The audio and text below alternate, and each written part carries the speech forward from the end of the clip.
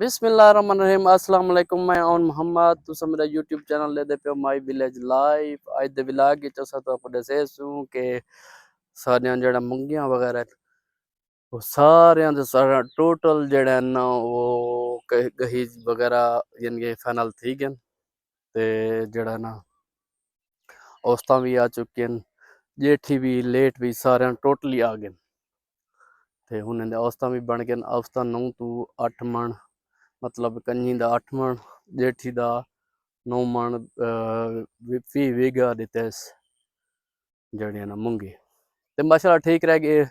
अपना रेट भी अच्छे हैं, 9,000 रुपए फी मन दी जड़ा रेट हा। इनके अलावा असां गर्मी बहुत ज़्यादा है ते हुण जड़ा ना असां तो आपको सारी फाइनल बच गई है तिल्ली दी तो आपको जोलते विजिट करनी क्योंकि आज पानी लाए से को ते विलाग से बढ़ा सके ते जोलते दिखे नु तिल्ली दी कंडीशन क्या है।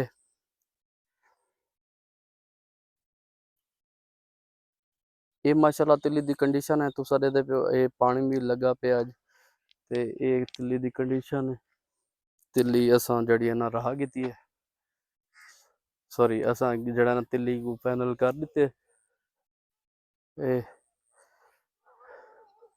ये तिल्ली दी पोजीशन माशाल्लाह तुसा दे पे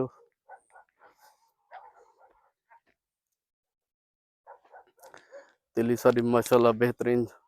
असाई कुछ स्प्रे भी कर दी है, तिल्ली दी कद काट भी सही है, फुल भी सही है, तिल्ली भी ठीक है।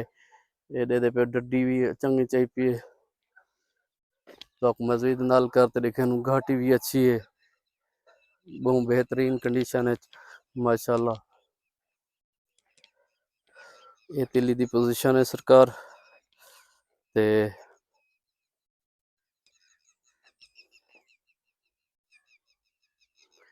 अल्लाह ही पुरंगले सी फाइनल यो बचाई वदूं इंशाल्लाह। ये एक दू पानी बे गिन वेसी तकरीबन दू पानी बे गिन वेसी ते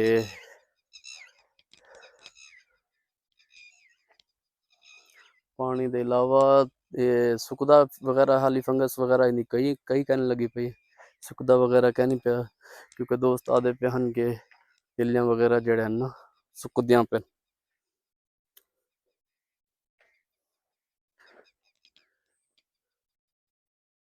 ये पोजीशन है तिल्ली दी माशाल्लाह।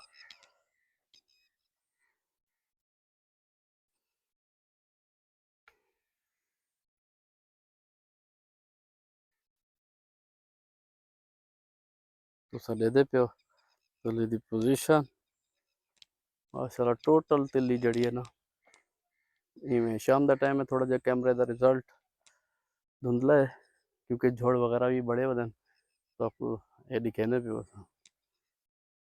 बाकी जड़ा ना तिल्ली दी बेहतरीन पोजीशन बस अल्लाह ताला ही को रंग ले सी इंशाल्लाह हिंदे विच भी असां 5-6-7 मन तक सही औसत तकरीबन लगती है क्योंकि तुसा आप अंदाजा ला सकते हो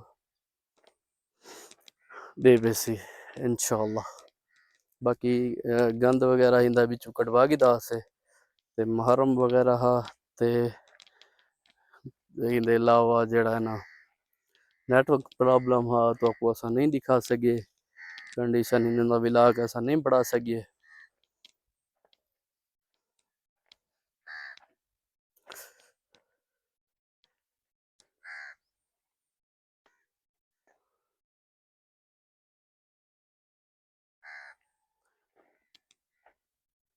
बाकी सारा व्लॉग तो आपको पसंद आया हो लाइक करे सो फॉलो करे सो बेल आइकन को लाजमी दबे सो ताकि नवी आने वाली वीडियो तुम्हारे कने बर वक्त पुजदी रहे। अल्लाह हाफिज़, बसते रहो ते हंसते रहो।